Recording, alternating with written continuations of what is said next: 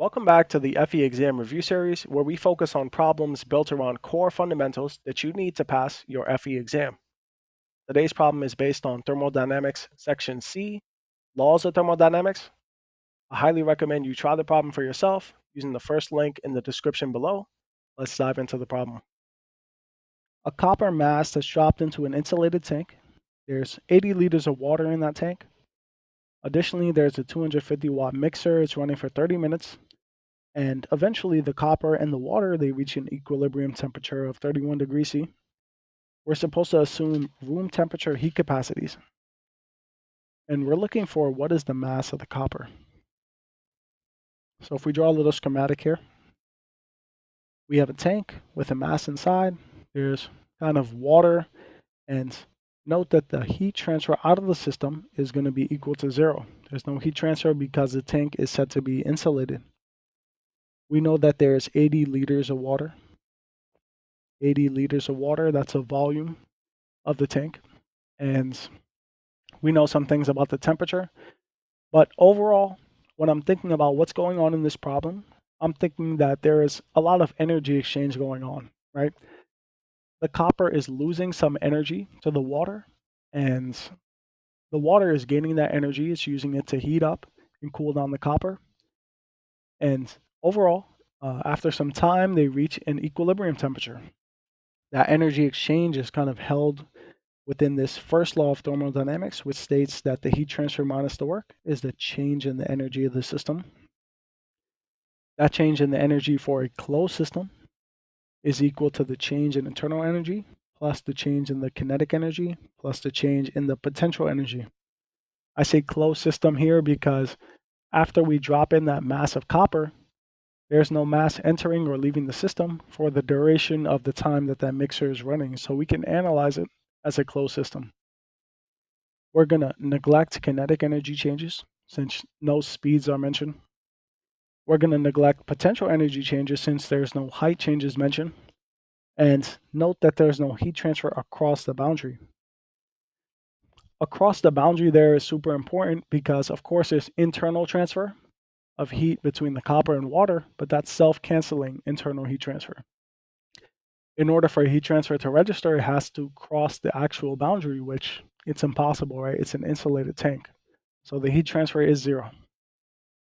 When we consider our system to be the copper water system, right? Okay, but we know there is some work as well, right? There's work input in the form of power, and that's a work input term. Okay, so let's see if we can flesh out some of these terms. We know that we're given a power here. A work per unit time, energy per unit time is equal to power. So if we're given a power term, all we need to do to get the energy is do the power times the time. So we can pretty easily do that. We know that what we have is a 250-watt mixer, 250 watts or 250 joules per second, multiplied by 30 minutes. And there's 60 seconds in a minute. What this ends up being is 450,000 joules, or I can say this is 450 kilojoules. Okay, so I know what the work input into the system, and note that it's a work input, so it should have a minus sign. If you look up here, there's also a minus sign in the first law of thermodynamics. Those two minuses will cancel out, and we end up with just a plus sign. Remember that work input is negative, work output is positive. We have a work input here, so those two minuses cancel out. We end up with 450 as the left side of our equation. Now we have to work out what that change in internal energy is for the system. Remember that system is made up of copper, and also it's made up of water. We're also told something about the heat capacity, right? The heat capacity is a way for us to describe internal energy changes.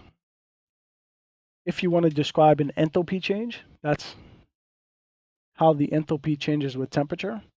That's described by Cp, the specific heat at constant pressure. if you want to describe a internal energy change that's contained by CV, a specific heat at constant volume. So CV would be appropriate here. Because we're dealing with solids and liquids, CP and CV are exactly the same. That's because of this relation here, if you were curious. Because solids and liquids have constant specific volumes, their change in specific volume is zero. So internal energy and enthalpy changes are the same. Cp is equal to Cv. Usually we rename it, we call it a heat capacity with just C, but they don't do that on the FE exam reference manual, so they just use Cp.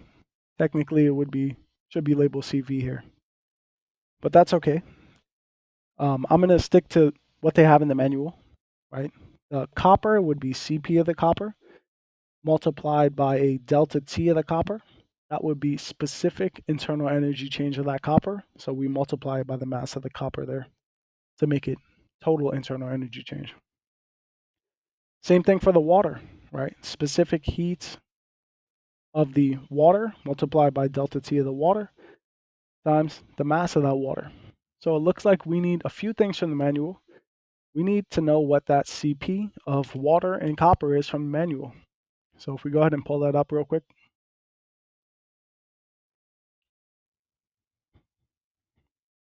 I see for water, this is on page 170 in the thermodynamics section here.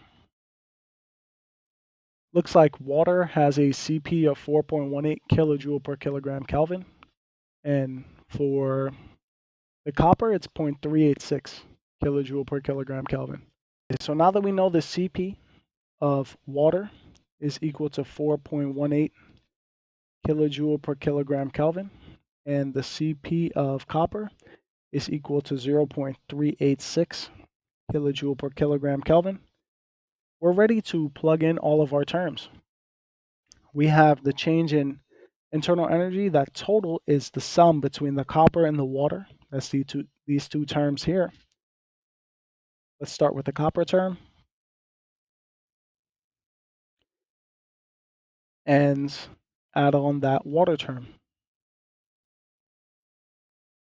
This is the mass of the water.